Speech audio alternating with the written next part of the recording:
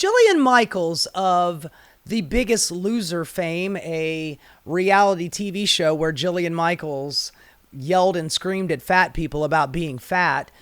She has now found herself in the political arena, and honestly, she does not know her ass from her elbow when it comes to politics. I don't know why she's decided to stick her big toe into the middle of politics, but we are now subjected to her idiocy on the daily basis, or at least on the weekly basis, because I'm always seeing her out there in the political arena talking nonsense like she knows something. She was recently employed by Patrick Bet-David of the Patrick Bet-David Show, who is, if I need to remind you who Patrick Bet-David is. He is a multi-level marketing guy who sells basically positive thinking to rich celebrities, and he's got a shitload of money from his Ponzi scheme, and now he's doing a political talk show where he's surrounded by a bunch of idiots.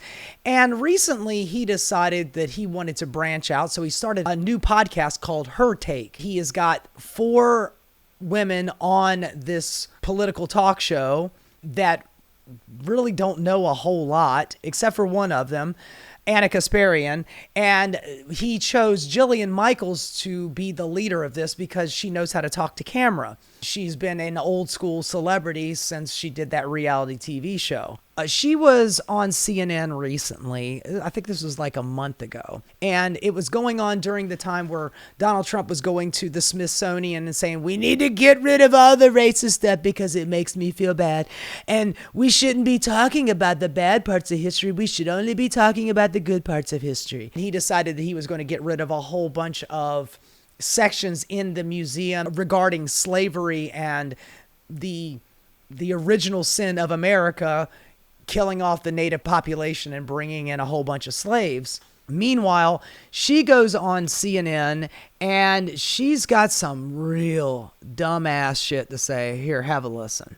Now has some random person deciding what is appropriate for the Smithsonian to teach in terms of American history, things that don't offend parts of the MAGA base, right? So we're now literally reviewing parts of American history and parts of American culture to make sure it comports with dear leader and what the MAGA Can we organization address wants. some of those things that are in there? Because have you looked at some of the things that are being reviewed? Yeah, slavery was a bad thing that we should talk about. Okay. Yeah, slavery was a bad thing. Yes, we should all remember that.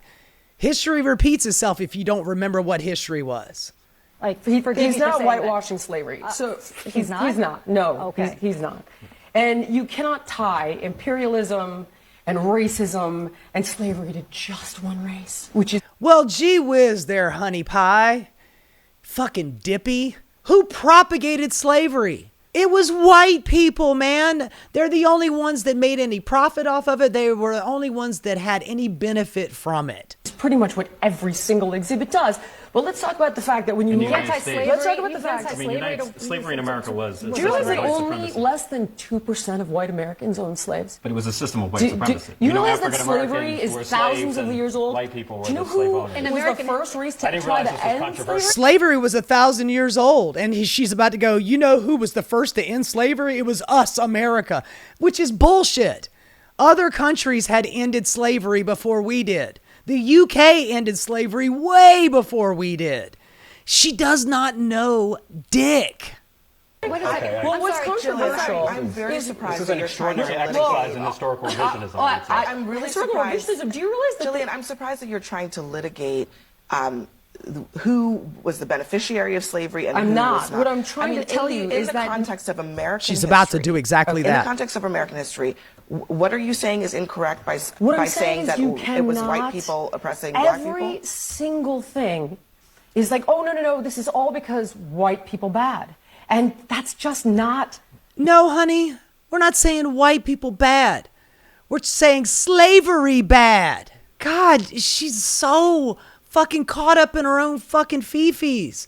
She doesn't know right from left or right from wrong. The truth. Like, for example, every single exhibit, I have a list of every single one. Yeah, all of the exhibits that are focused on the history of slavery. What do you think they're going to talk about? Puppies and fucking rainbows, dumbass? Girl, why don't you just go yell at some fat people again? Jesus Christ. I wouldn't say that that was the one thing that you were good at, because honestly, that's kind of bad. And it's us watching a train wreck of you yelling at fat people for being fucking fat. But she goes on to talk about how only 2% of America owned slaves. So why are you blaming all white people? We're not blaming all white people. And we're certainly not blaming current white people, because current white people don't own slaves. But the white people at the time, during the time of slavery, were the only ones benefiting from it. And when she says the 2%, she's taking into consideration the entire population of the United States at the time, as opposed to the handful of states in the South that had slaves. And she's only referring to the people who actually owned the slaves, meaning the man. The wife, the kids, the plantation itself was very profitable because of slavery. America was built on the back of slaves. The White House was built by slave labor. Most of Washington, D.C. was built by slave labor. But the 2% that owned slaves, white people that did not own slaves, at least had some superiority over those slaves. It was white supremacy. Just straight up in action white supremacy. But she doesn't know her ass from her elbow. Anyway, I just wanted to give you that context so I could show you this. Okay, here is the Her Take show. We got Anna Kasparian here on the right, and got this Australian girl who's dumb as a bag of hammers, but she's cute. And then we've got this used to be centrist Democrat over here who's decided that it would be financially beneficial for her to slide to the right. And now she's doing some like Trump defense and whatever. But what they are talking about right now are conspiracies surrounding the assassination of Charlie Kirk. And they're not saying that they agree with any of these conspiracies. They're just talking about it. It happens to be the segment. But Jillian Michaels gets in her fifis about this, and she rage quits the show. Please. If you look at this one, this is AF Post. They said that's Patrick Bet-David. That's the guy who started this Her Take thing, and now they're commenting on what Patrick Bet-David is saying, because it's just a circle jerk on the right wing. According to multiple reports, Israel Prime Minister offered the Charlie Kirk Turning Point USA $150 million in cash to adopt an even more pro-Israel stance. Kirk refused the money. If you go a little bit lower, look at the amount of views this thing got. 7.2 million views, 160,000 likes. Who's the And then AF there's another post, Rob, if you can pull up the other one that says, right below it, that says the journalist behind the report accusing Bibi of offering $150 million is Max Blumenthal, a man who used to work for the Iran-backed newspaper Al Akbar in Beirut and contributed to Al Jazeera. He is, yeah. Why is it every time we track down a lie, we end up finding people connected to Qatar or Iran? There's no proof behind this it? ever happened. So, None. Wait. What they're talking about are the conspiracies surrounding it, and there are a handful of people out there who are insinuating that either Israel or Bibi Netanyahu were involved in the killing of Charlie Kirk. Now, there are some conspiracies out there about Charlie Kirk actually getting shot in the back of the head as opposed to getting shot in the neck. And there is some validity to some of those conspiracies, but whether or not Bibi Netanyahu had anything to do with it is pretty far outstretching. They're just having a conversation about the conspiracy.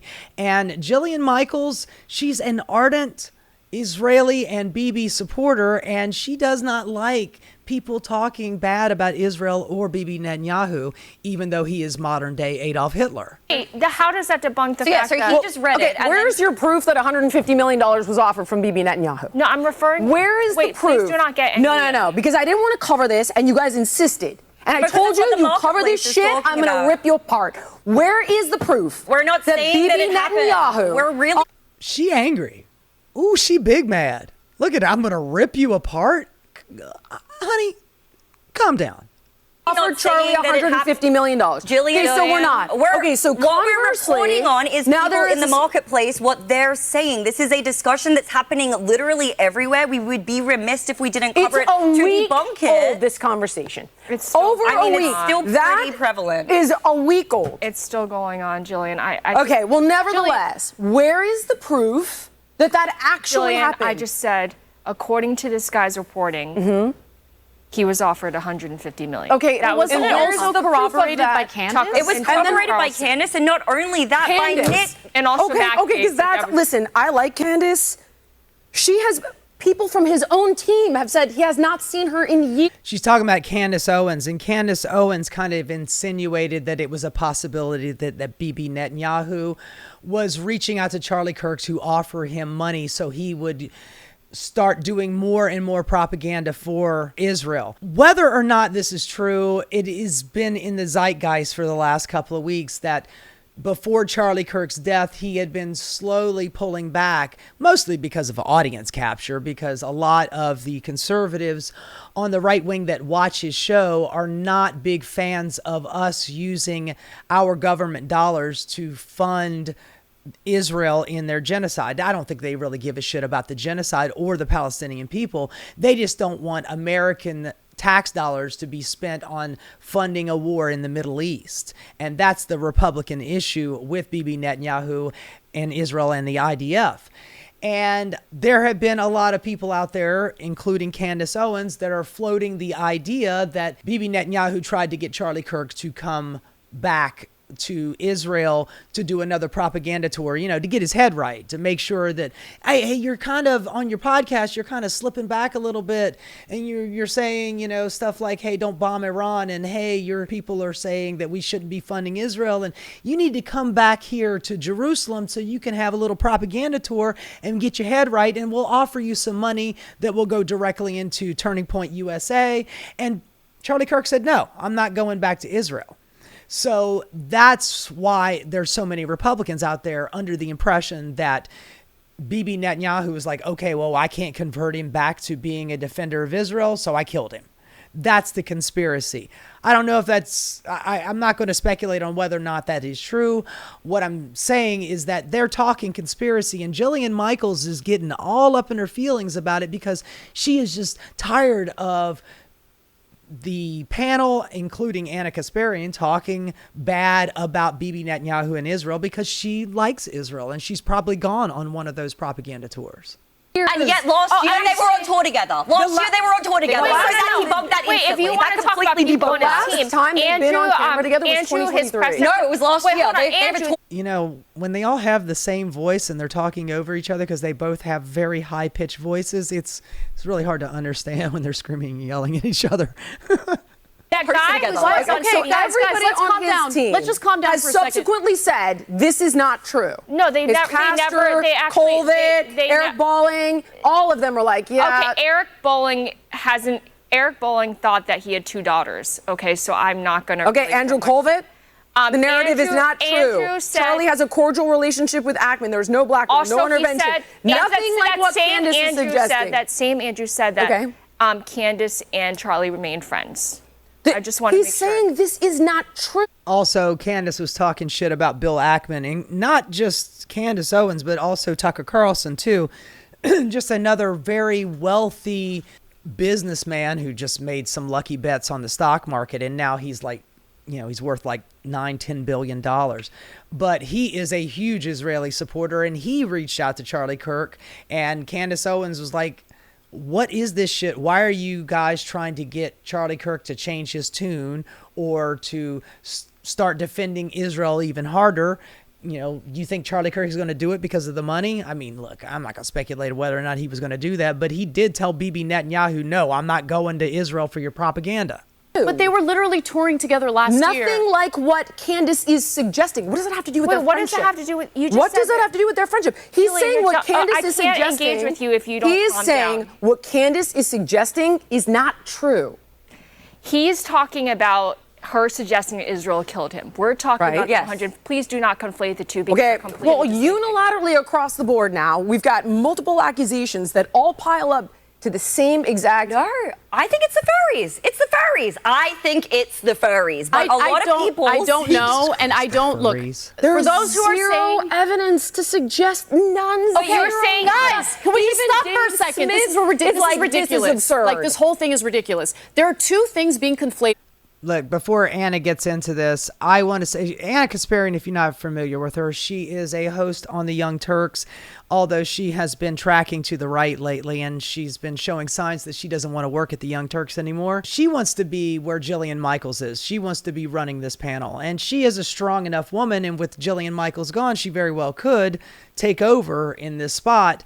I'm not saying that that's what she's doing right now, but as far as it goes with the genocide in Gaza, she is on the right side of things. So just let her get her point across. Right now, there are conspiracy theorists who think Israel killed Charlie Kirk. They have yet to provide a shred of evidence proving that.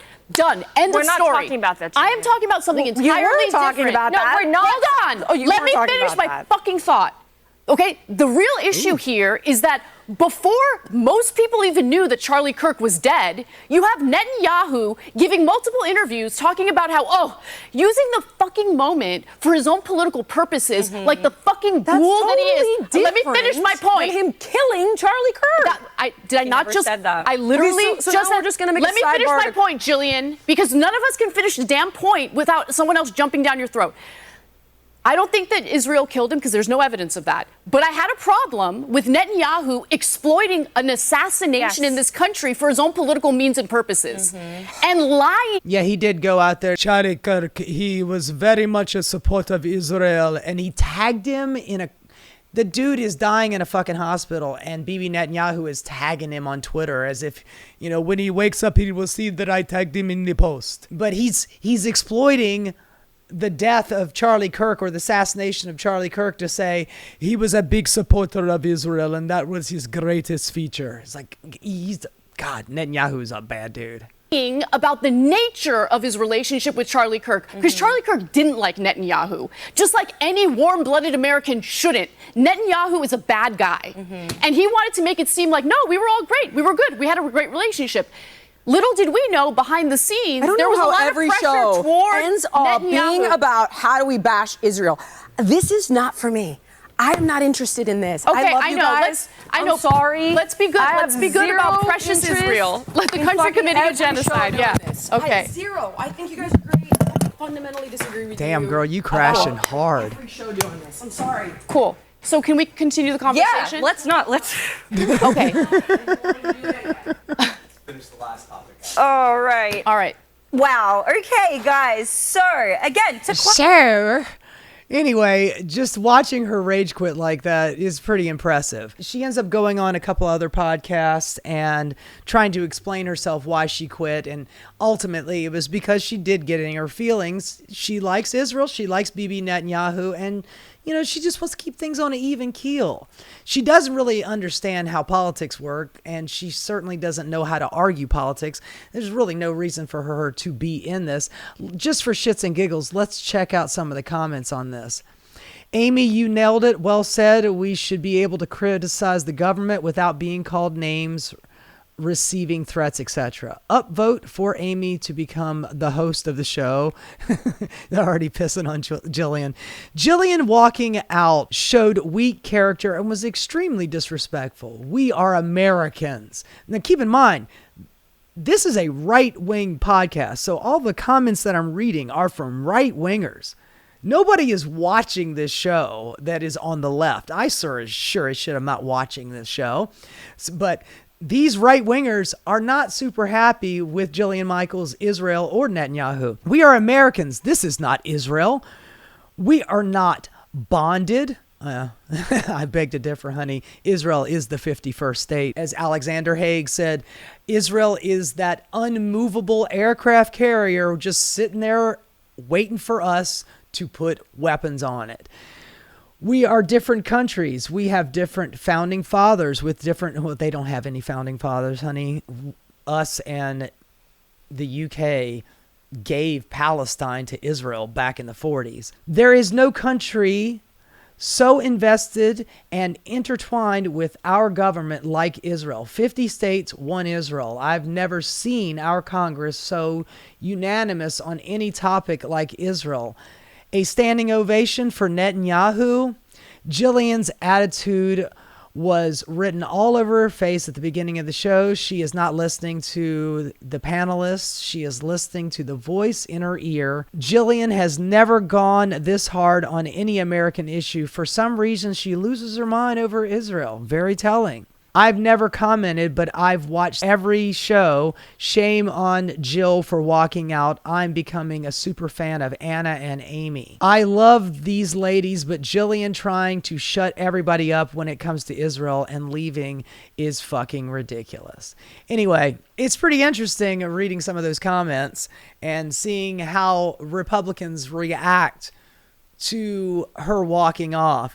She is not very good at, maybe she's good at doing reality TV show stuff, but she is not good at politics. She doesn't really understand not just how politics works, but she doesn't really understand anything when it comes to history or anything that's got to do with current events. She just kind of goes on vibes and feelings, and that is not what you need when you're talking politics. Whether Patrick Bet David picked her because she was good on TV or she looks photogenic, or I'm doing DEI for lesbian women who yell at fat people, I have no idea why he picked her. Most likely it was just because she was on TV and he knew her and maybe she did one of his seminars. But ultimately her quitting the show is probably the only thing that's going to benefit this show, because they're not very good. But I'll give Anna Kasparian at least props for being on the right side of this issue. And Jillian, if you got to go, you got to go. You know, I mean, I guess if anybody's the biggest loser, it's you. Hey guys, thanks so much for watching. If you enjoyed what you saw, please like and subscribe. Keep rocking.